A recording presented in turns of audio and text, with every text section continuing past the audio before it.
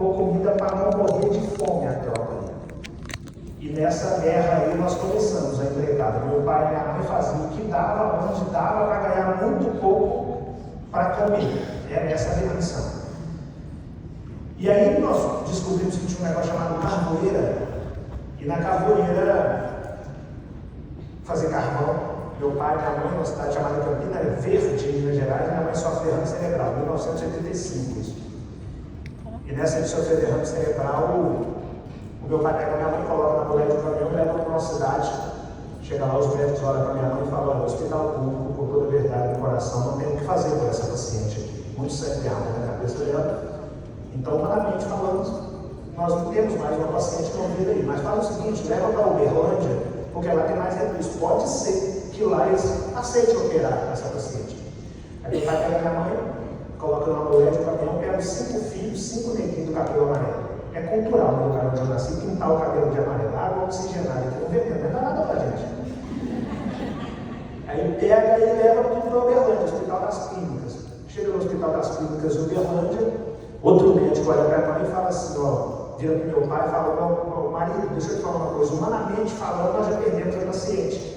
Mas o pulso dela está pulsando e o coração está batendo. Então existe um negócio chamado ética médica, e nós vamos operar só por esse negócio chamado ética médica. Não tem o que fazer pela paciente.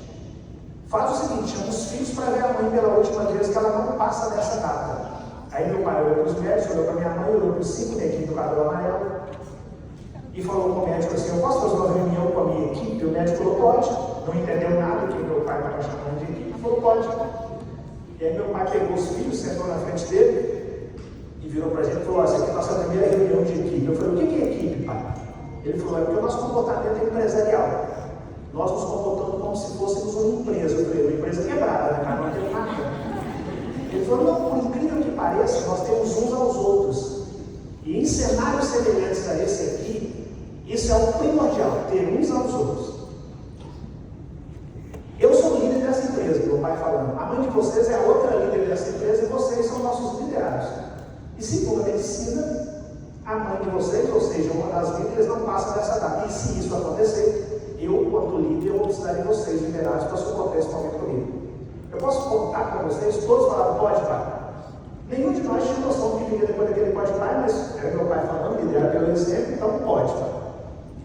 O meu pai virou para o médico e falou: pode fazer cirurgia. Já conversei com a minha equipe. O médico não entendeu nada, que o mais velho tinha 13 anos, depois o irmão de 12, eu de 7, o médico não entendeu aquilo, mas foi fazer cirurgia, que segundo ele, minha mãe não passaria. Aquilo era 1985, nós estamos em 2024, então tem 39 anos, né? Tem 39 anos que aquela doninha que está lá em casa até hoje não passaria daquela mesa de cirurgia. O médico não conhecia a coisa dele. Ali começou a minha história de sucesso. Por que eu falo ali? Porque ali eu conheci algumas coisas que norteariam a minha caminhada. A primeira, o termo líder, o termo liderado, o termo empresa, o termo pensamento empresarial e a ideia de trabalhar em equipe. A segunda, a força do líder que é meu pai, da líder que é minha mãe, e da junção dos meus irmãos, que não tinha a menor noção do que era força, mas estavam juntos por uma coisa só: a saúde da minha mãe. E a última, eu me lembro que meu pai convidou a gente a fazer uma oração e falou da gente da fé, e a minha mãe está viva até hoje. Então naquele dia eu conheci a fé. E com aquilo ali eu falei: cara, essa junção de fatores aqui, eu vou chegar onde eu quiser, apesar que eu ainda não sabia onde eu queria chegar. Só que não dava nada voltar para a Carvoeira, porque minha mãe ficou operada, então eu tinha que voltar para Pitangui. Pitangui não tinha emprego. E aí o que o meu pai fez? Deixou os filhos e a mulher em Pitangui, ou seja, a líder e os liderados. Meu pai sempre tratou a gente como líder e liderado, nunca tratou filho, irmão e pai. E ele tinha que voltar para a Carvoeira, porque tinha que colocar comida na mesa, não tinha o que fazer em Pitangui. Antes dele ir, ele falou: preciso fazer a nossa segunda reunião de equipe. Quando meu pai fala assim, reunião de equipe, ele senta todo mundo na frente dele e ele fala. É assim até hoje. Hoje nós já não sentamos mais no chão. Aí ele virou e falou assim: ó, estou indo para a Carvoeira para trazer recursos para colocar comida na mesa. Vocês vão ficar aqui com a líder. E pode acontecer de eu não voltar, pode acontecer do caminho ter um derrame. E se isso acontecer, guardem essas 5 coisas que eu vou falar com vocês.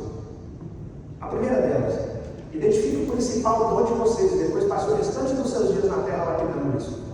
As pessoas que ainda não trabalham com aquilo que amam, com aquilo que gostam, preguiçosos em algum momento da sua caminhada e não procuraram saber a que vieram. Existe algo dentro de cada um de nós que, se identificado e lapidado, pode te conduzir aos resultados extraordinários.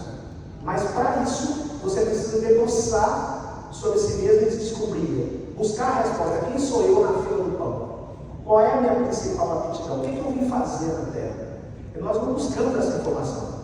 Nós crescemos, aprendemos a fazer alguma coisa, vamos trabalhar para alguém para ganhar um salário X, para pagar a conta e ficamos nessa a vida toda.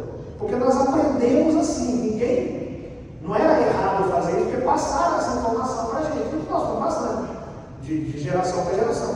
E não procuramos saber o que viemos fazer. A pessoa vai falar: o Cristiano Ronaldo é 1 milhão. Tá, mas se for 1 milhão, tem que ser você. E ele descobriu que ele jogava bola mês, preparou aquilo com maestria a vida toda e se transformou na potência que se transformou. Jogar bola bem não basta. Eu conheço um monte de gente nas comunidades de bola, que joga pra caramba, mas o processo de lapidação não veio, vão jogar pra caramba lá na comunidade. O Cristiano Ronaldo joga pra caramba, mas jogou nos melhores times do planeta. Você identificou e lapidou o restante dos dias na Terra aquela parada. Hoje a busca dele é jogar até jogar uma partida com seu filho e aí sim encerrar a carreira. E eu acho que ele vai conseguir chegar lá, que ele está muito preparado.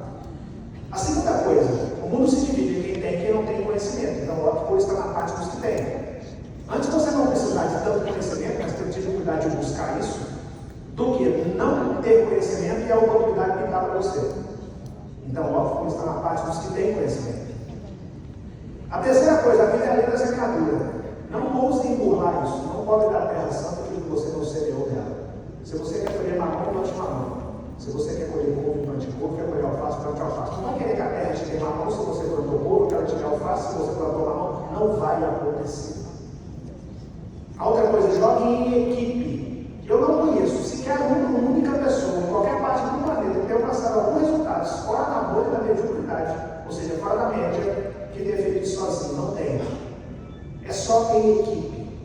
Começar, dá para começar sozinho, porque a maioria de nós começamos no solavanco. O que é o solavanco? Eu preciso dar um jeito de ganhar mais, eu preciso dar um jeito da minha vida, eu preciso despertar. Aí você começa.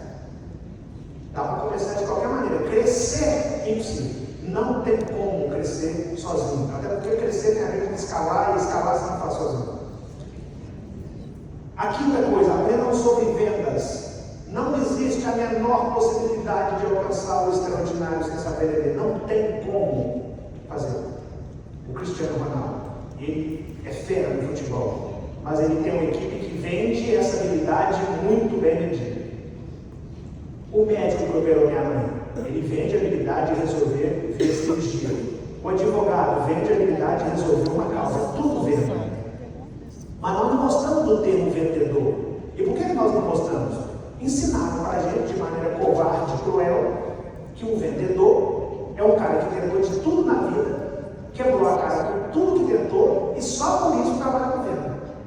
E aí nós mostramos, numa roda de amigos, sei lá, nós 5 aqui, uma apresentação, eu sou o vendedor da parada, aí ninguém se conhece, ele começa a apresentação: eu sou engenheiro formado na USP, não sei o quê, papapá, eu sou a Paula, sou arquiteta formada na UFRJ, aí ele fala: eu sou o Fernando, eu trabalho com odontologia, sou formado na UFMG, aí chega na minha vez, eu falo assim: eu sou vendedor.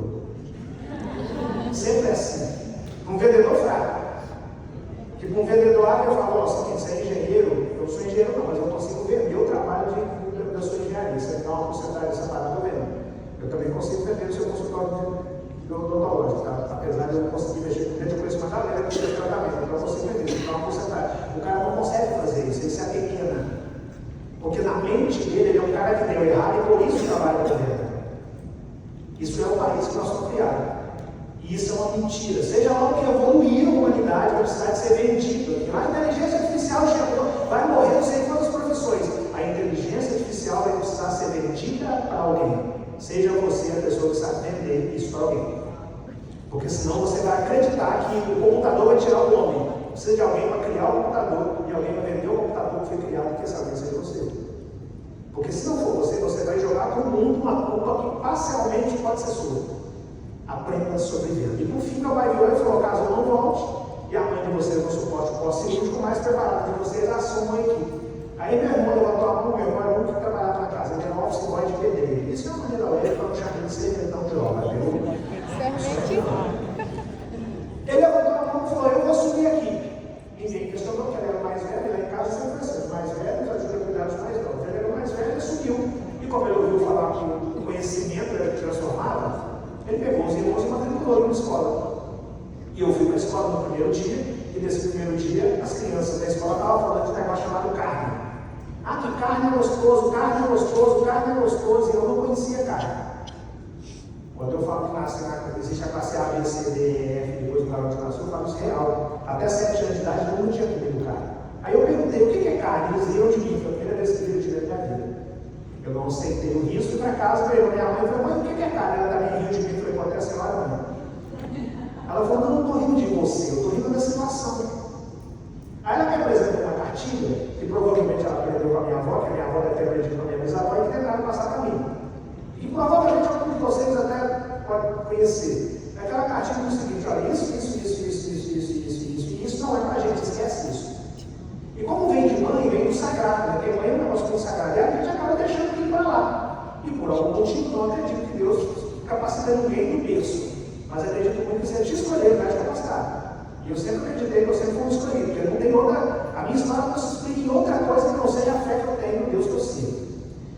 E por algum motivo eu resolvi questionar essa teoria. Eu falei, não, mãe, como assim? Tem uma escola, um garoto bonito dos mesmos mecanismos iniciais que eu. O que eu chamei de mecanismos iniciais? Saúde plena para fazer o seu corre. Eu e ele temos saúde, só que eu tenho saúde e ele tem saúde de carne. Eu não posso esquecer, não posso achar que a vida é isso mesmo. Eu e você na mesma condição, por que você tem acesso a uma coisa que eu não tenho e eu vou achar que é isso mesmo? Não vou esquecer. O que é carne? Ela me contou, eu perguntei, por que a gente não come isso? É porque a gente não tem condição. Carne não faz parte do cardápio básico, do 1985. E o que o seu pai quer é só dar para o vaso. Eu falei, tá, e o que eu tenho que fazer se eu quiser comer carne? Ele falou, você tem que ter dinheiro. Eu falei, então tem dinheiro, o que eu faço? Você tem que trabalhar. Só que ninguém vai te empregar, porque você tem 7 anos de idade. Até nessa altura do campeonato, já tinha feito algumas perguntas que todo mundo precisa se fazer para explorar as suas coisas. A primeira delas, o gatilho da curiosidade. Eu cheguei na escola no primeiro dia e percebi uma conversa de algo que eu não tinha acesso. O segundo, se colocar na condição de aprendiz. Eu tive a humildade de perguntar o que é isso que vocês estão falando que eu não sei, que eu não conheço.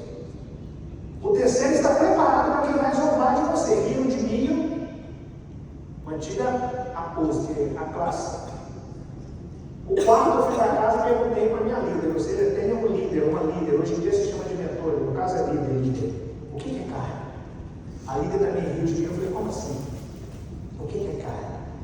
Aí me contou um pouquinho de e aí veio o gatilho mais importante, protagonismo. O que eu tenho que fazer se eu quiser comer carne?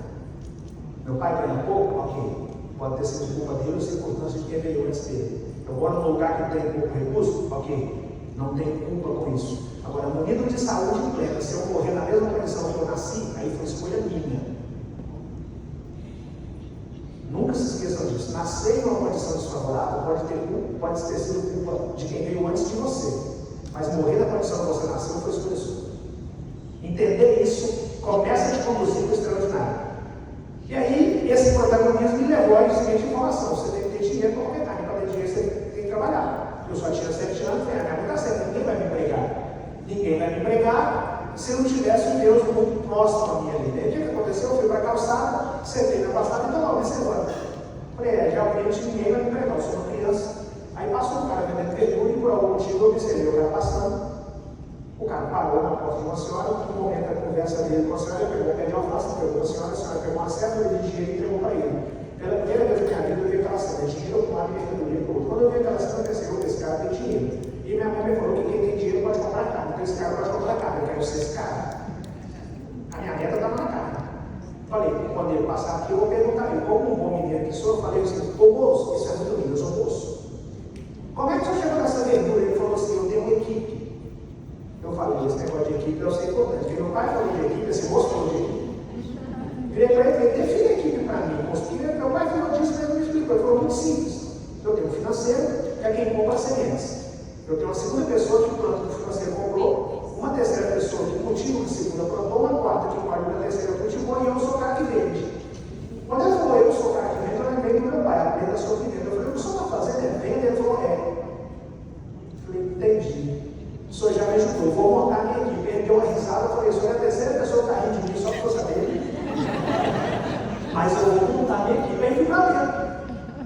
meus irmãos falaram que nós vamos montar nossa equipe. E eles não riam, porque meu pai nos ensinou a contar uns com os outros.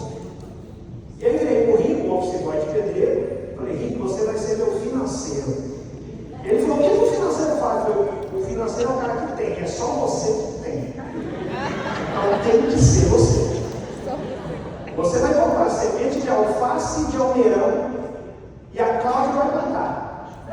E a Dina vai cultivar, e o Pepinho vai colher, e eu vou vender. A minha cabeça estava a seguinte informação. Na equipe, o cara que vende é o cara que pega o dinheiro, o cara que pega o dinheiro é o cara que vai comprar carne. Eu quero ser o cara que vende. Isso é a cabeça. Eles toparam. Meu irmão comprou, minha irmã plantou, eu falei, agora vamos dormir, que não amanhecer vai ter alface aqui. Amanhecer no dia nada, eu pensei, plantando errado. Vamos dormir de novo. Eu fui dormir e nada da alface. As pessoas perceberam que no dia ela falou, o que vocês estão fazendo enquanto dessa carne? Eu contei para ela, eu falei, seu pai não falou da lei da semeadura? É isso aí, plantar, cultivar para colher. Essa parte é a parte do cultivar para colher. Não nasce de um dia para o outro. Ela apresentou para a gente um negócio chamado regador. Não sei se vocês conhecem. Tinha que jogar água dentro dela. Nunca joguei tanta água no lugar. Deve estar nascendo alface até hoje. Resultado, um dia que ele cresceu, meu irmão colheu, colocou no carrinho de mão, aqueles carrinhos de obra, construção civil. E eu fui para a rua vender. Vender não, eu fui para a rua com aquele carrinho que eu tinha minha noção do que era venda, né? Como eu tinha vendido. E eu já não sou bonito, né? Imagina eu, criança, caótica assim. Tenta imaginar comigo, cabelo louro, sem camisa, barriguinha de verme, porque tinha verme, comia mal, descalço, aquele short de duas listas do lado, aquele short é eletricidade, é melhor não falar desse short. Andando com um carrinho de verdura sem saber como vende. Então eu só andava com aquilo. Só que a dona de casa começava a ver o carrinho, começava a falar, menino, você é bonitinho. Eu falava, bonitinho eu não sou, mas eu quero alface, quer comprar? Porque eu não era bonitinho, a cena começou a cativar. É muito importante deixar claro que não tem beleza alguma em uma criança que está tendo, na verdade, a infância roubada pelo trabalho infantil, andar com um carrinho de verdura na rua, não tem. Eu não era pequeno empreendedor, garoto prodígio, igual eu vejo hoje alguns pais falar na internet sobre seus filhos, não. Eu era filho de um país desigual, para caramba, o 7º país mais desigual do planeta, que tive a infância roubada pelo trabalho infantil por não ter outra opção. Meu pai estava na calvaria, minha mãe na cama, e nós tínhamos que comer, não tinha opção, eu não era pequeno empreendedor. Eu não gosto de romantizar o caos, isso fique claro. Mas no meu caso era muita opção, eu fui na rua. E comecei a vender pelo cativar da cena. Resultado, um dia no primeiro dia, cheguei no açougue, procurei o gerente do balcão, você falou, posso dar 1 quilo de carne? Em Minas não se fala que dá 1 quilo de carne, se fala 1 quilo de carne. Vamos falar para você. 1 quilo de carne. Ao açougueiro falou assim, que carne que você quer? Eu falei, não sabia nem que existia tipo de carne. Ele veio assim, nunca tinha comido. Ele veio na gôndola, assim, lá de fora, e me apresentou a primeira carne. Falei, esse aqui é o pé de frango. Eu falei, magrinho esse negócio aí, né? Esse bicho não come, não. Aí eu fui olhando na gôndola assim, tinha um monte de outras carnes, que tinha mais carne que o pé de frango. Eu fui olhando, tinha uma carne bonitona aqui na ponta, eu falei, que carne que é essa aqui, moço? Eu falei, essa é a picanha. Eu falei, então você me dá essa. Eu falei, não, essa aí não é sua vida. Eu olhei para ele e falei, como assim? Ele falou, não, porque essa carne é muito cara. Esquece isso aí. Pouquíssimas pessoas vêm aqui e comem essa carne. Você não se enquadra no perfil dessas pouquíssimas. Isso aí não é para você. Cara, não me fala que não é para mim uma coisa que eu determinar que vou conseguir. E aí eu falei, cara, vamos fazer o seguinte, você me dá o pé de frango e guarda meu rosto. Eu vou voltar aqui para comprar essa picanha. O cara deu uma risada, eu falei, isso foi a 4 pessoas da rindo, tá? Só para você saber, e fui embora. Só que naquele dia eu descobri que através da venda dava para chegar na carne, nem que fosse o pé de frango. E aí, falei, então se eu vender mais, eu chego no pescoço de frango. E se eu vender mais, porque para comprar um frango inteiro, na realidade que eu nasci, é uma maratona. Você ganha dinheiro e compra pé de frango. Aí você ganha mais dinheiro e compra pescoço de frango. Ganha mais dinheiro e compra doce de frango. Ganha mais dinheiro e compra peito de frango. O dia que você chega no açougue e fala que não, o frango a lágrima até desce. Porque você passou por várias etapas antes de conseguir comprar um frango inteiro. E eu fui passando por etapa. E fui descobrindo que dava para chegar via venda. E aí eu comecei a ser o cara que resolvia via venda. As pessoas perguntavam, estou precisando que você não feche de lei. Aí eu falava, eu uso. Estou precisando de engraxar o sapato, eu engraxo. Estou precisando de chuchu, eu faço. Descobri que vender na verdade já resolveu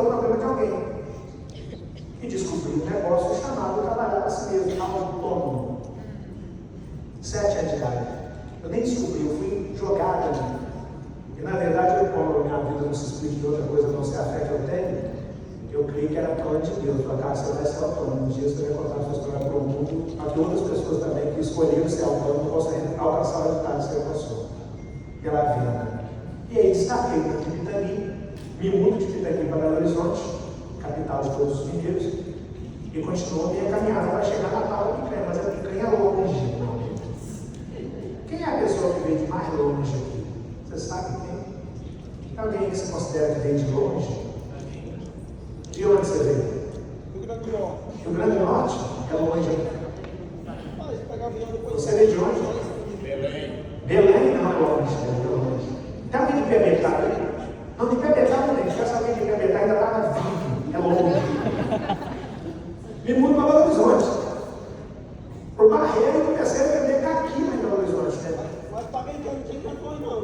Não tem distância próxima, extraordinário. Comecei a vender caqui. E começou a dar tão certo a ideia de vender caqui que eu passei do frango, do músculo para a carne moída, da carne moída para a 100 etapas até chegar na picanha. Tem etapa, tem degrau até na carne. E aí quando eu cheguei na 100, eu já estava vendendo muito. Eu tive que escolher o trabalho ou o estudo. Aí eu abandonei a escola por causa do trabalho, porque se eu abandonasse a venda, eu abandonava o dinheiro, não tinha como chegar na picanha. Quando eu abandono a escola, meu pai vem e fala: você vai ter que buscar conhecimento complementar. Porque com esse conhecimento aí você não vai conseguir passar da 100. Aí descobri uma loja chamada Seco, e descobri um livro nesse Seco chamado A Arte da Guerra. E comprei por R$1. Quando eu li aquilo, eu descobri um negócio chamado estratégia. E comecei a converter as estratégias para a minha realidade. E me apaixonei pela leitura. E aí, no livro que eu li, eu descobri que o que eu tinha era o dom da oratória. E aí entra lá no que meu pai falou como primeira lição: identifica o que você veio fazer na terra e depois você lapide isso, o restante do seu dia. Comecei a lapidar a oratória. E aí comecei a estudar matemática, para entender melhor de número, para ter mais argumento. Aí comecei a estudar relacionamento, para conseguir lidar com as pessoas. E aí minha mente bugou de conhecimento. Eu mudo de Belo Horizonte e vou para o Rio de Janeiro, porque eu queria mais oportunidade. Mas fui só eu com mochila, vender bala no trem. Eu já estava velho, eu já sou. Mas isso eu já estava velho. Fui vender bala no trem. E me deu vontade de ver o mar. Mineiro conhecendo o mar é mais hilário do planeta. O mineiro chega no mar e vem andando aqui, ele desce do ônibus. O mineiro, o homem acha que o braço vai se soltar do corpo, ele desce do ônibus e fala assim. Ele chega aqui perto do mar e olha para o mar, se tiver calma, ele olha para o mar e fala assim: nó. Se der uma onda gigante, ele olha para o mar e fala: no. Mineiro. Chega no mar, eu fiz a mesma coisa, mineiro. Só que quando eu cheguei no mar, estava um calor absurdo. E eu começo a dar sede. E me deu vontade de comprar uma água. Eu olho para o lado, ninguém vendeu, olho para o outro, ninguém no calçadão. Falei: cara, ninguém vende água aqui em cima, não? Uma senhora falou assim: não, aqui em cima ninguém vende água, não. Eu pensei: cliente em potencial. Eu acho que vai dar para mim esse lugar aqui. Eu falei: é sério? 40 graus marcando esse relógio aqui, ninguém vende água. Eu não sei se você meu filho, se tivesse alguém vendendo água aqui em cima, esse alguém estava rachando de ganhar dinheiro. Eu pensei: amanhã eu estou aqui, eu vou rachar de dinheiro. Vou chegar aqui agora. Aí no outro dia eu comprei água de jeito e fui para lá, para o mesmo calçadão, para o mesmo lugar, nem a domingo, nem o ciclista apareceu lá. Aí eu descobri que ninguém estava ali, porque a procura estava na areia e não no calçadão. E aí naquele dia eu não vendi nada. E no dia que você não vende nada, é o dia que você se revela. Porque um vendedor águia, ele não se mostra águia porque ele vende muito, mas sim nos dias onde a venda não acontece e ele estuda porque não aconteceu e volta no outro dia para dentro novamente. Esse é o vendedor águia. E eu era esse cara na areia. Eu falei: não vou, eu tenho que voltar amanhã para vender essa água. Eu voltei no outro dia e consegui vender toda a água rapidinho. Aí fui lá fora, comprei mais, voltei, vendi, fui lá fora, comprei mais, voltei, vendi. 36 garrafas de água. Aí eu falei: é o que eu vou fazer para a vida, vender água. Eu vou acabar chegando na minha picanha com esse negócio. Sentei para comemorar os vendedores, aí juntar, me cercar e falar: meu amigo, você sabe, você vai arrumar um problema aqui, né? Pensei: não sabia que tinha um cartel nesse lugar aqui. Não sabia que eu não podia entrar e entrei e vou arrumar problema. Falei: por quê? Eles falaram assim: aqui a água que se vende é R$5, você está vendendo só a 2. Eu pensando: qual é o cara para vender? Falei: o problema é esse, então volta amanhã e vê nós mesmos 36 assim. Eles começaram a rir. Vocês são a quinta pessoa que estão rindo de mim. Mas me explica por que vocês estão rindo. Eles falaram assim: cara, esquece essa ideia de vender 36 36 águas por R$5 no único dia. É muito dinheiro para você dar uma garrafa de água. Você pode até voltar amanhã, mas não vem com essa ilusão de vender essa quantidade que você não vai conseguir.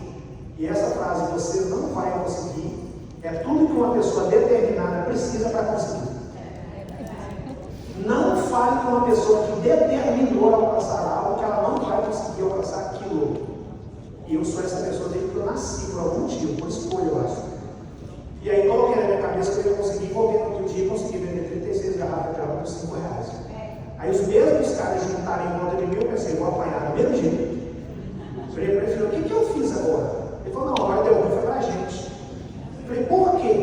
Ele falou, cara, duas perguntas para você. A primeira, como você fez isso? Porque quando nós vimos que você ia vender 36 garrafas, nós paramos para te ver vendendo, não tem lógica que você fez isso. Você vendeu 36 garrafas por R$5. Como você fez? A primeira pergunta é essa. A segunda, quando você cobra para ensinar a gente a fazer o que você faz? Aí naquele dia eu descobri que ensinar sobre venda dava mais dinheiro do que vender propriamente dito. Desde que quem estivesse ensinando sobre venda conseguisse de fato vender. Falei, cara, vocês vendem errado, gente. Eu nunca pensei em ensinar sobre venda, mas do jeito que vocês vendem aqui, vocês não vão conseguir viver de venda. Porque tem dois tipos de pessoas que trabalham com venda. Uma que sobrevive, está todo dia tapando o sol com o pneu, vendendo uma roupa para comprar a janta, sobrevivendo, patinando, trocando pneu do carro em movimento. E tem as pessoas que entenderam o jogo da venda e que vivem de venda. A maioria lá estava patinando. Mas não explica para a gente na prática, é muito simples. É água. Eu com a água sou eu completo. Quem aqui já foi ao Copacabana?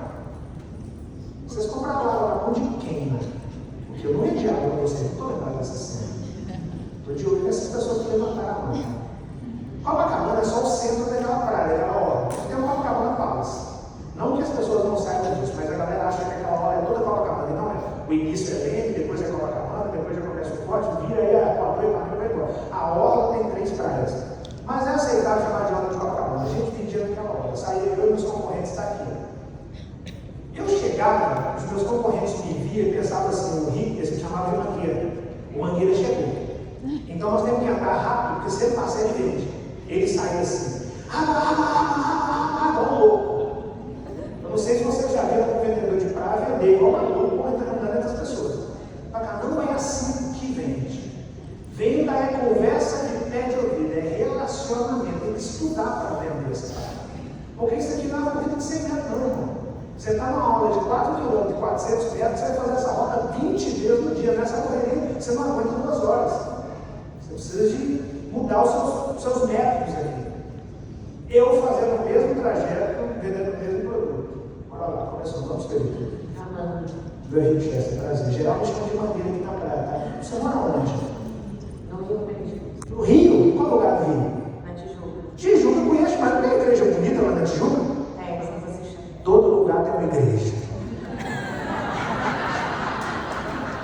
Eu não conheço nada onde essa senhorita mora. Mas quem foi que diz que eu preciso de conhecer para fazer uma pergunta óbvia de resposta óbvia? O que eu estou fazendo aqui? Eu estou tentando criar conexão. Porque sem conexão, ela não tem um motivo para comprar na minha mão. E por que ela não tem um motivo? Muito simples. Tem mais ou menos 30 vendedores no mesmo local, vendendo o mesmo produto, pelo mesmo tempo, para as mesmas prováveis pessoas no mesmo dia. Ela não tem motivo para comprar na minha mão. Vai passar um outro cara aqui, depois um outro, ela pode comprar de qualquer outro. Eu preciso criar esse motivo. O nome disso é diferencial. O meu diferencial era a comunicação. Eu conseguia me comunicar. Então, começava a conversar agora sobre a Tijuca, sobre uma área que fica na Tijuca, sobre Vila Isabel, sobre o que aconteceu na Praça 7 essa semana em Vila Isabel. Eu começo a trocar uma ideia com ela sobre o lugar dela, ela se alegra com aquela conversa e põe um ato na minha mão. Nem foi pela sede, foi pela troca de ideia, pelo relacionamento, pela conexão criada. Eu deixo, posso precisar de outro, me dá um toque, agora Tijuca, tá? E aí ele começa, eu sigo a minha caminhada. Chega aqui, ela me pede uma água, ele vira para mim e fala, você tem cerveja? Eu falo, claro que eu tenho. Mas cerveja está no meu carro lá fora, que a noite eu vendo na lata. Você dá uma olhada no meu isopor para mim, eu uso para você lá fora do meu carro. Pode ser. Nunca tive carro, nunca vendi na lata, nunca vendi cerveja. Mas 70% de qualquer venda, de qualquer produto ou serviço acontece aqui na pergunta do cliente. Você tem cerveja? E ele já me falou o que ele quer. A venda já aconteceu. Até aqui eu estou vindo procurando quem quer comprar água. Aqui ele já me falou que ele quer comprar, ou falar que eu não tenho? Claro que não. Eu sei onde tem, que ele ainda não sabe, onde ele ainda não sabe que tem. Eu busco para ele e vendo para ele. A partir daquela data eu passo a trazer cerveja. Porque vender é solucionar um problema de alguém. Você não precisa ter a solução em mãos. A única coisa que você precisa é ter certeza que quem te perguntou não sabe onde tem. Se ele me perguntou, ele não sabe. E aí eu vou explorar que os meus 30%, os 70% está na mão dele. Que cerveja que ele quer, qual temperatura, quantas unidades, se é cada um vender, é claro que não, você tem preferência de marca. Vou perguntar se ele precisa de guarda-sol, uma cadeira, e essa troca de ideia toda, ela também é a intenção de conectar, de trazer na primeira oportunidade esse cara, tirar ele da condição de comprador e colocar ele na condição de carteira de cliente. É diferente. Comprador compra na mão de qualquer pessoa, cliente compra na sua mão. Como que funciona isso? Todo mundo que está na rua, a princípio, é apenas um comprador, nem todo comprador é cliente. A função de quem trabalha com venda não é vender para o comprador, é transformar o comprador em cliente. Todo mundo que está na rua, a princípio, é apenas um comprador, nem todo comprador é cliente. A função de quem trabalha com venda não é vender para o comprador, é transformar o comprador em cliente. Todo mundo que está na rua, a princípio, é apenas um comprador, nem todo comprador é cliente. A função de quem trabalha com venda não é vender para o comprador, é transformar o comprador em cliente. Transformar o comprador em cliente. Transformar o comprador em cliente. Transformar o comprador em cliente. Se isso não estiver latente dentro da sua memória, você vai tratar o comprador como comprador, e ele vai até comprar o produto na sua mão, mas daqui a 5 minutos ele compra na mão de uma outra pessoa. E se essa pessoa conseguir transformar o comprador em cliente, ele vai comprar o restante dos seus dias na terra na mão daquela outra pessoa, sendo que você teve a oportunidade antes de ter transformado o comprador em cliente. Isso é uma das máximas da vida, transformar o comprador em cliente, se possível, na primeira oportunidade. Aí eu sigo minha caminhada e começo a descobrir que era fácil me destacar, porque os demais eram muito medianos e não servia conhecimento. Tudo que me perguntava em Copacabana eu resolvia. Sei lá, ele me perguntava, você também que eu te vi com a camisa da Mangueira, você sabe onde eu compro a camisa da Mangueira aqui no Rio? Eu falei, você está falando com quem vende camisa da Mangueira aqui no Rio? Eu não vendia, mas eu sei onde é a Mangueira, perto de Tijuca, inclusive. Eu sei que tem mototáxi que busca na Mangueira e que entrega na praia para mim. Eu ligo na quadra, ganho uma porcentagem para vender a camisa para a quadra, ligo no mototáxi, ganho uma porcentagem para vender o serviço dele, ele traz também o até o cliente final. Nesse momento eu estou agregando valor a mim, escutando a companhia. Isso aí foi fácil de destacar em Copacabana. Até o dia que eu estou lá tranquilão, esse rapaz me chama e falou, Mangueira, me dá uma água, eu estou aqui vendendo para ele, dá uma tranquilidade. Aqui atrás tem um grupo de turista falando em ir embora do Brasil. Eu estou aqui atendendo meu cliente, dando o melhor possível para o meu cliente, mas o gatilho e a curiosidade está aqui, observando. E esse grupo está falando em ir embora. Quando eu termino de vender, eu falo, meu amigo, desculpa entrar na sua fala aí, mas o Brasil não está nessa crise toda que você está falando, não. Tem algumas coisas que dá para fazer aqui. O cara se levantou, olhou para mim e falou, acorda, irmão. Você é a crise que eu estou falando. Olha para você, você vende água na praia. Você é a terceira pessoa depois de ninguém nessa rede. Eu estou indo embora do Brasil por vários motivos. Um deles, ignorantes como você. Porque aqui no Brasil tem um cara que está com uma caixa de isopor num parte de um sol desse, quer discutir com a gente de crise. Eu terminei de vender água para o meu cliente aqui, agradecer pela conferência. Opinião não se discute, é assunto, cabe a mim respeitar. Se ir para fora do Brasil, eu seja muito feliz lá. Enquanto tiver por aqui, se precisar de uma água, está aqui. E fui saindo. E naquele momento eu acabei com o cara sem dar um tapa nele, porque o agressor só consegue ficar de pé no ringue dele, porque ele tenta te levar para lá. E se eu respondo uma agressão com outra agressão, me torna agressor também. Se eu respondo uma ofensa com outra ofensa, eu também estou ofendendo. O Deus que eu conheço só me ensinou sobre amor. E amor é muito cruel com uma agressão, ele não consegue entrar, ele não consegue quebrar. E aí, eu quebrei as pernas do cara sem falar uma coisa. Quando eu estou saindo, ele vira para mim do lado e fala, esse neguinho pensa que pode falar de crise. Aí eu ouvi aqui, o neguinho que pensa que pode falar de crise. Eu falei, quer saber? Eu vou falar de crise. Aquilo era 28 de março de 2018. Aquele dia eu saí da praia raciocinando até evitar como eu vou abordar o assunto crise, com início, meio e fim, falando isso da maneira mais simples possível, dentro de um resultado que eu já tenho e algo que eu já pratico. Falei, vou falar de água, que é o que eu vendo. E aí fui para casa, gravei o que ficou conhecido como o vídeo da água. Eu não sei se alguém aqui assistiu esse vídeo. E postei no meu Instagram que naquele dia, 28 de março de 2018, tinha 800 pessoas. E fui dormir. Quando amanheceu o dia, tinha 8.000 pessoas lá. Eu pensei, vai dar ruim isso aqui, né? Porque a corda sempre arrebenta para a favela. Sempre sobra para a Gato escaldado tem medo até de água fria. Aí fui no centro, vendendo minha água, nem fiquei lá vendo mensagem. Quando eu chego no depósito de água, o dono do depósito vira para mim e fala assim: ô Mangueira, o que você está fazendo aqui? Eu falei: vim vender água, tá maluco? Ele falou assim: o Flávio está te procurando. Eu virei para ele e falei: só para saber, quem é Flávio? Aí ele falou assim: você sabe aquele time do Kaká joga nos Estados Unidos? Eu falei: sei, foi o dono daquele time. Eu pensei: então deu ruim mesmo, né? O que o dono do time dos Estados Unidos está procurando? Eu falei: só pode ser no vídeo que eu postei, à noite eu apago. Ele falou: não, é assim no vídeo que você postou, mas não apaga não, porque esse cara aí é o cara do empreendedorismo. Esse cara aí tem um time nos Estados Unidos, ele é um dos milionários do Brasil. Ele tem o maior evento de empreendedores da América Latina, que é o Powerhouse. Eu pensei: então o cara é grande, vai dar ruim mesmo esse negócio. E fui na praia vender minha água. Quando eu cheguei na praia, eu descobri que todo mundo, menos eu, todo mundo conhecia o Flávio. O Flávio, o Flávio, o Flávio. E eu não tinha Instagram na rua. O meu plano de internet era daquele: abrir o Instagram na rua, lá se foi e dar os móveis. Alguém já passou por isso aí? Falar da menina que levou uma assim. Passou, está passando. Se passou, é real, não é nada dele. Se está passando, eu já tive isso, preocupa não. Dá para sair dele. Aí eu não tinha como responder mensagem na rua. Cheguei em casa à noite, eu fui ver aquela mensagem, cheguei lá, já tinha 25 mil pessoas me acompanhando. Eu pensei: o que é que 25 mil pessoas está fazendo a minha página? E aí fui procurar o tal do Flávio, não achava, até que eu achei uma página chamada Geração de Valor, não sei se alguém conhece. E aí eu olhei lá, estava lá, Flávio Augusto da Silva, era a página do cara. Aí eu fui no direct, abri a página, estava meu vídeo, no feed do cara. Eu fui no direct. Estava escrito mais ou menos o seguinte: olha, meu filho, meu nome é Flávio Augusto da Silva, eu estou falando de Orlando, na Flórida, que é onde eu moro. Eu vou pouquíssimas vezes no Brasil no ano, só vou a negócio, mas eu tenho uma página chamada Geração de Valor, e os conteúdos dessa página falam sobre empreendedorismo, e você postou um vídeo, a galera começou a me marcar no seu vídeo. Eu vi, eu gostei tanto do seu vídeo, que essa página tem 9 anos, esse foi vídeo, que nunca foi postado nessa página, sequer um único conteúdo que não fosse produzido por mim. O seu vídeo é o primeiro. Eu postei no feed. Eu vou pouco ao Brasil, eu estou saindo agora de Orlando, estou indo no Brasil, eu preciso te encontrar. Manda seu e-mail para mim, que eu vou mandar 2 passagens para você. Eu fui no Google como criar e-mail. Eu vendi água na praia, irmão. Não estava nesse mundo digital de internet. Aí criei e botei pro cara. Mas na casa dela, o cara não vai mandar passagem para mim. Resultado, o Flávio mandou as passagens. Eu encontrei com o Flávio em Curitiba, na sede das empresas dele. Ele me chamou para trabalhar com ele algumas coisas. E aí eu comecei a gravar outros vídeos, comecei a rabiscar o meu livro, até que chegasse uma carta de Harvard, Universidade de Harvard dos Estados Unidos da América.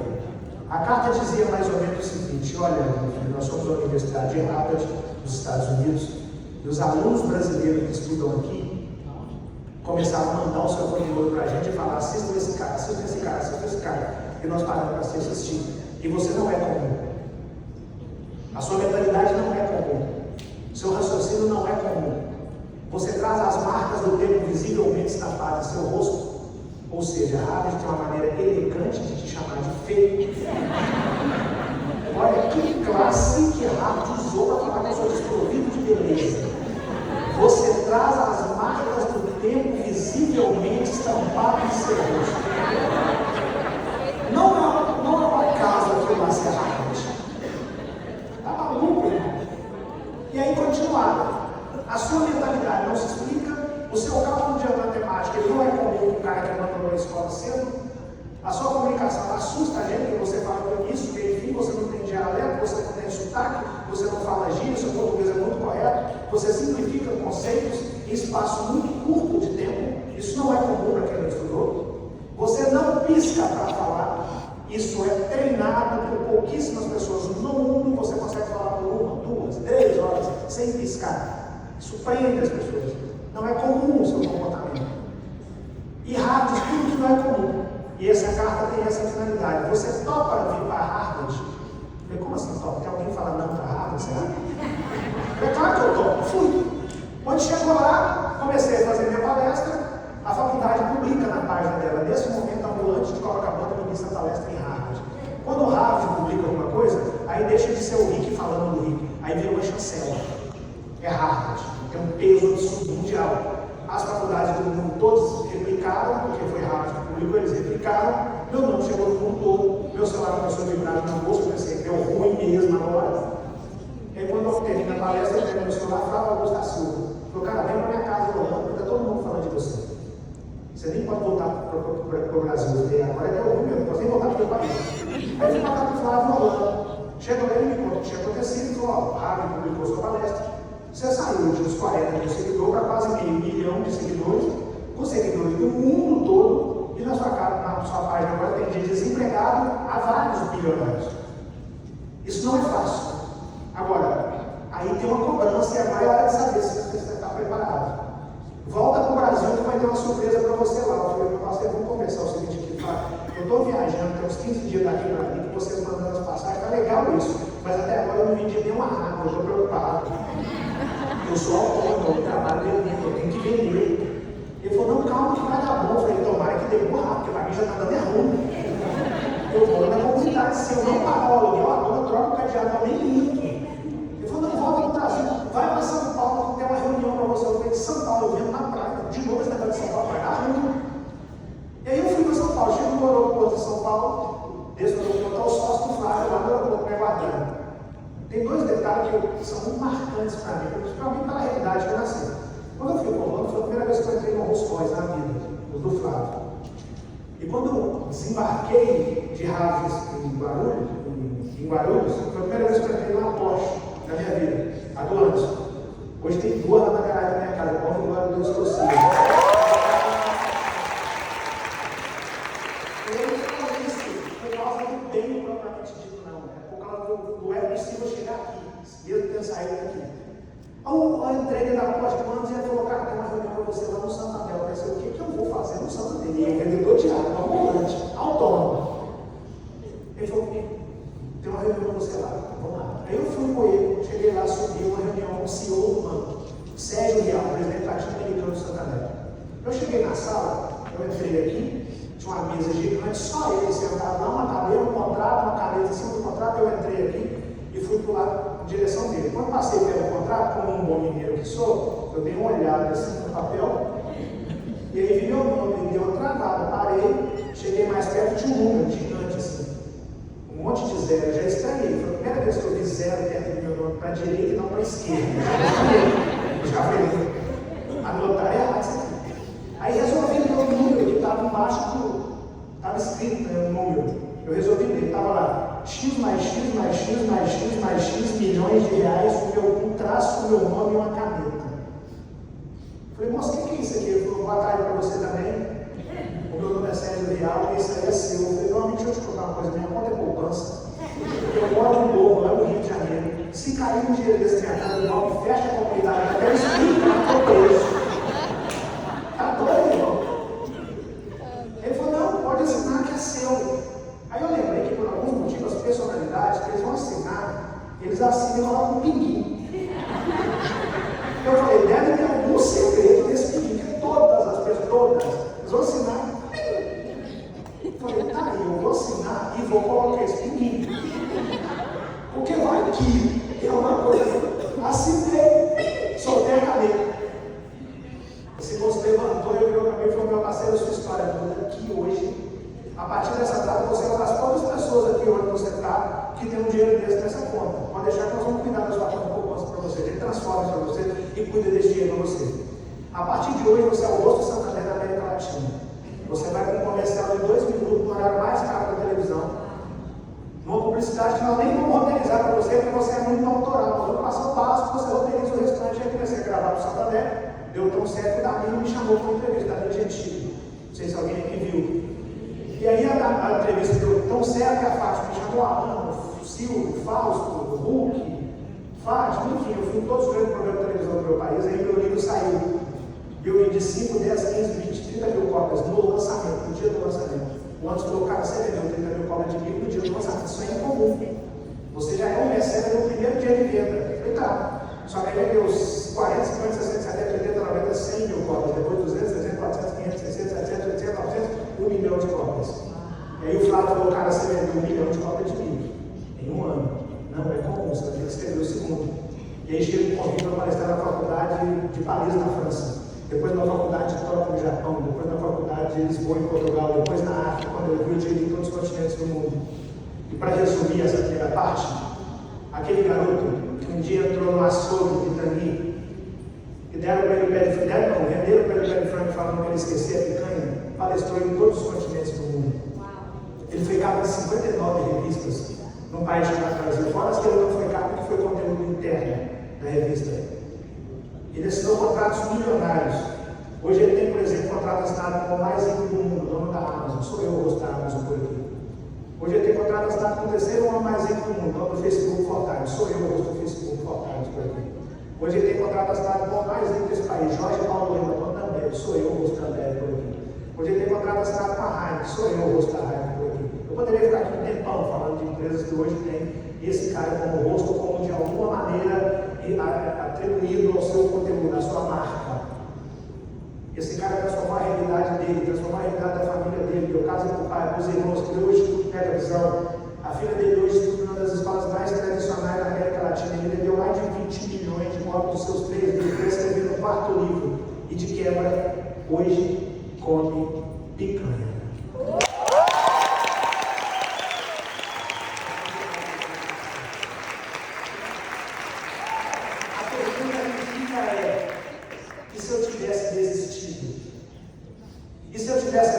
Que não era para preto, para negro, que não era para pobre, que não era para favelado, que não era para quem nasceu no interior. E se eu tivesse acreditado que se você não tivesse estudado, já era? E se eu tivesse acreditado que se com 40 anos de idade você não tivesse alcançado nada, você já tinha perdido? No meio do caminho pode até existir uma pedra, que não pode você ser a pedra. Eu passei fome. Antes de eu palestrar em rádio, eu comi um bico de banana para me pagar uma conforme. Um bico de banana, aquela parte roxa da ponta do cálice. Em Minas nós chamamos de um bico de banana. Eu me alimentei de broto de bambu para me pagar uma conforme. Eu me alimentei de samambaia. Samambaia planta, eu comi samambaia para me pagar uma conforme. Eu comi molho de mamão verde para me pagar uma conforme. Eu encapava a caderno com um saco de pão, a minha mochila era um saquinho de arroz de 5 quilos. Eu dormia para baixo, quando eu dormia para cima, com colchonete de palha, uma casa de pau a pique, ou casa de taipa, de reboco, dependendo da região que você mora, o nome é diferente. Chão batido. Eu sou filho do meio negro, nascido na década de 70 para 80, no sétimo país mais desigual do mundo, não se comprava roupa para filho do meio. A roupa era comprada pelo irmão mais velho, depois o irmão, a outra irmã usava a roupa e chegava no filho do meio. Eu usava e cuidava da roupa que a minha irmã ia usar e depois meu irmão mais novo ia usar. Na minha casa nunca teve roupa de homem, roupa de mulher, tinha roupa que cobria o corpo e ponto final. Eu assistia a televisão pela janela e pela cerca da única vizinha da comunidade que tinha acesso à energia elétrica, consequentemente, tudo que se ligava em eletricidade.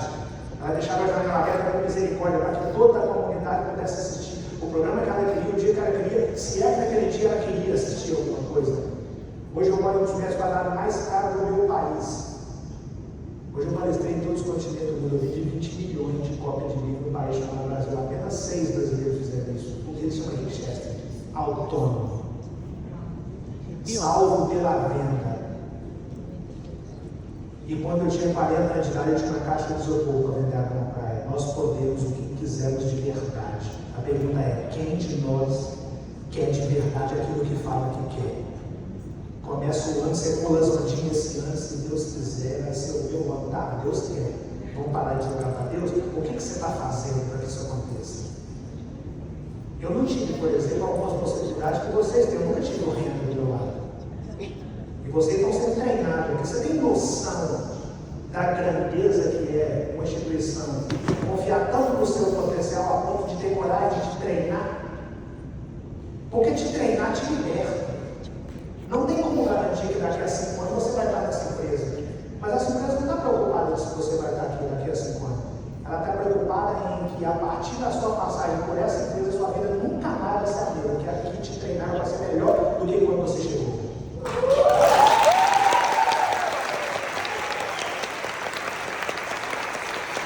Essa é a visão do extraordinário é libertar pessoas, não prender pessoas. E libertar pessoas é falar com elas e mostrar para elas o conhecimento. O conhecimento ninguém pode te tirar. Pode te tirar a possibilidade de sentar aqui nesse auditório, pode te tirar a sua carteira, o seu crachá, pode te tirar do quarto agora, mas o conhecimento do treinamento não tem como. Você vai maior se você resolver ficar. Agora, essa empresa confia tanto no potencial, ela fala: se você resolver partir, a porta está aberta. Mas se você resolver ficar, pode ser que aqui dentro você esteja o próximo Winchester. a voar muito alto e alcançar a sua extraordinária. Ela vai te treinar. É assim que funciona o extraordinário. Agora, para fazer isso, você, para sentar nessa cadeira, precisa reunir algumas coisas que eu tive que reunir sozinho durante décadas. A primeira delas, fé. Eu não estou falando de religião, eu estou falando de fé. A parte bonita da fé não é a que eu acredito. É o respeito que eu preciso ter pela sua, seja ela qual for. Porque se a minha fé serve para agredir a sua fé, eu não entendi nada sobre fé. A fé tem que ser livre, mas você tem que ter fé em algo. A segunda coisa é gratidão. Você tem que ser grato à vida que você tem hoje, mas não satisfeito com essa vida. Grato, mas não satisfeito. Grato porque tudo que alguém queria ter nesse exato momento da vida que talvez você ainda não tenha entendido, está ótimo. E insatisfeito porque se está ótimo ainda é porque não está extraordinário. Tem como melhorar isso aí. Eu era grato porque tinha saúde, mas o colega do lado tinha saúde e carne. Então eu era grato por ter saúde, mas eu não era satisfeito porque ele tinha carne.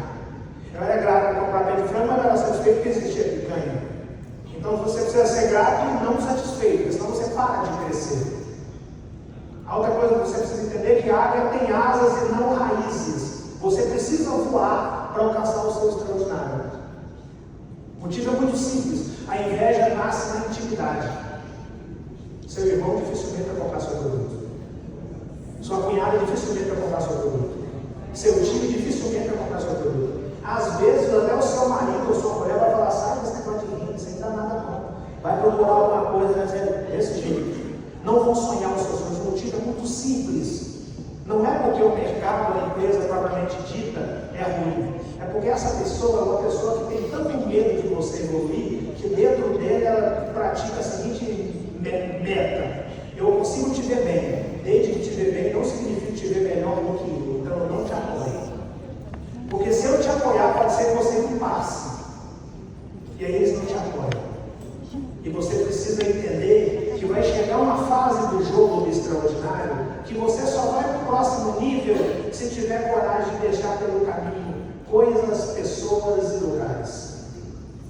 Inevitavelmente vai chegar uma fase do jogo do extraordinário que você só passar de nível se você tiver coragem de deixar alguns pelo caminho, em respeito à opção deles em ficar pelo caminho, não com crueldade da sua parte. Às vezes isso serve para mulher e marido. Nossa, mas até mulher que serve para qualquer um.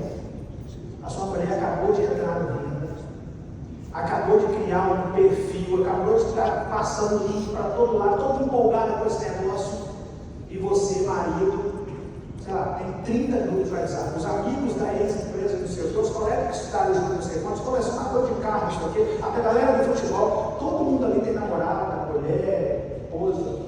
Até hoje você não pegou o link da sua mulher e jogou lá nos seus grupos, falou, olha, ela está trabalhando agora com isso aqui, se você precisar, dá um toque nela. Você não tem coragem de falar isso. E ela não tem coragem de soltar a sua mão. E para quem não apoia, a regra da vida é muito simples.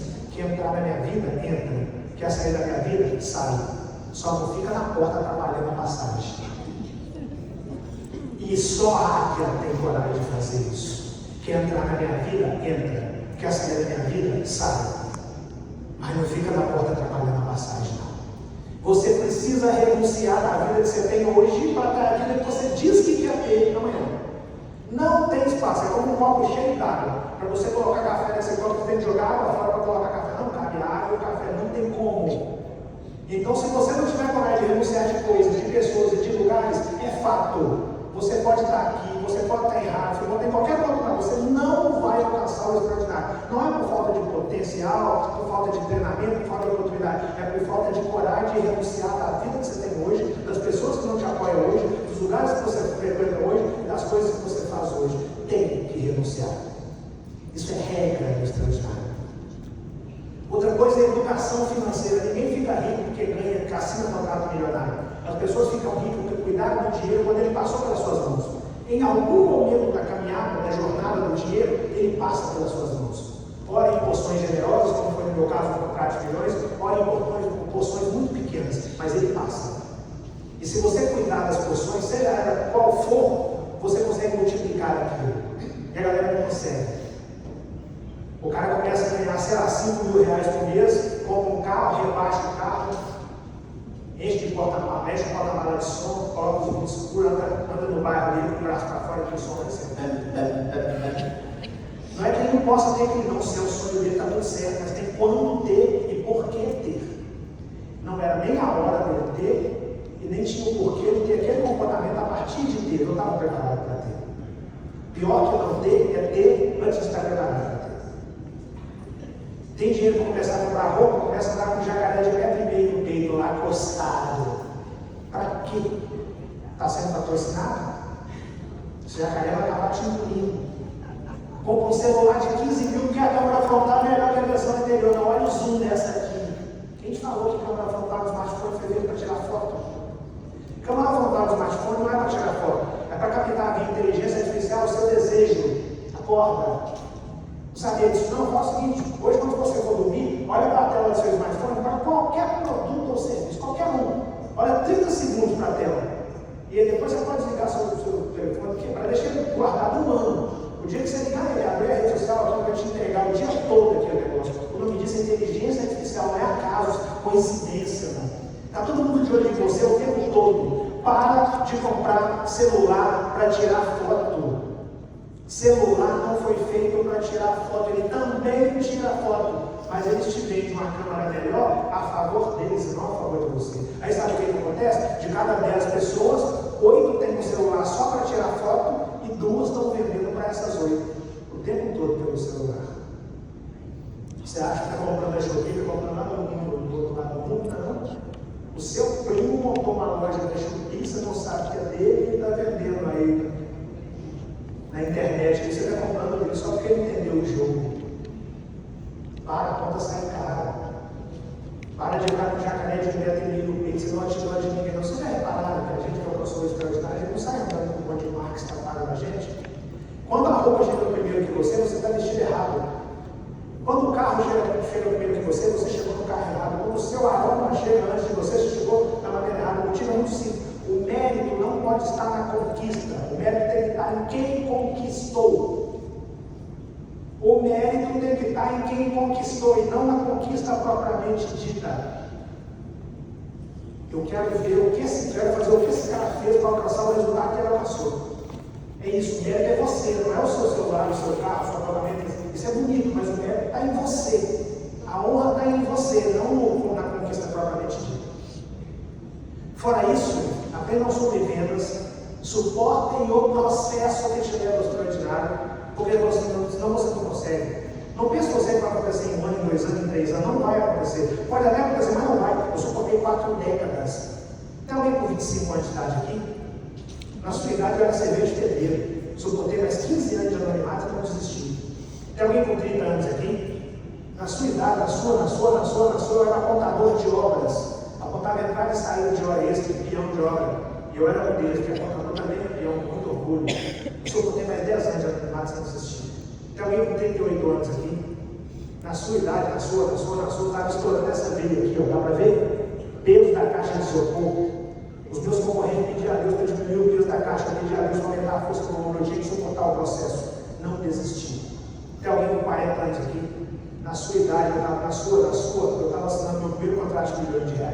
Mas não tem mérito no contrato nem na idade, não. O mérito é suportar, sem pensar em desistir. Dos 7 anos de idade, quando eu vim pela primeira vez, até os 40 anos de idade, quando eu assumi o contrato de R$1 milhão. Suportem o processo. É a lei da semeadura. Essa parte aqui, ó, é quando você planta aquilo que você quer colher. Essa parte aqui é o cultivo necessário para chegar nessa parte aqui e colher. A maioria desiste aqui, ó, no cultivo. Pare de desistir daquilo que você diz que quer. Queira de verdade alcançar um resultado que pouquíssimas pessoas alcançaram. Mas queira isso com tanta veemência que nada nem ninguém tem a capacidade de tirar de você aquilo.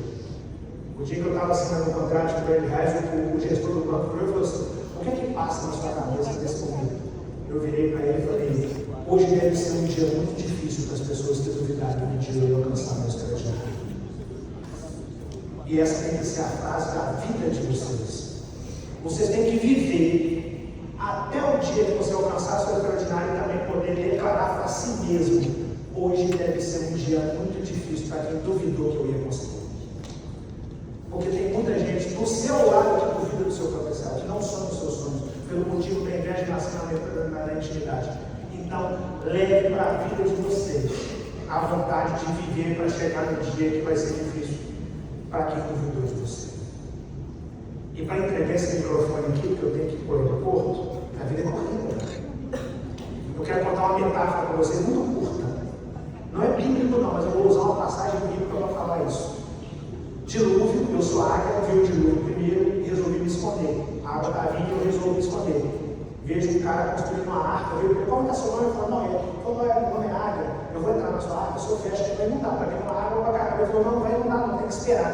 Eu falei, o senhor vai saber, tem que esperar o quê? Eu vou ter que esperar a tartaruga. Eu falei, o senhor está doido? Eu vim na velocidade da luz, a tartaruga está vindo passando, lindo lá, não vou morrer pela tartaruga. Eu falei, eu tenho que esperar a tartaruga, o leão, o bicho preguiça, a moça, o cavalo, a cabra, a zebra, tem que esperar.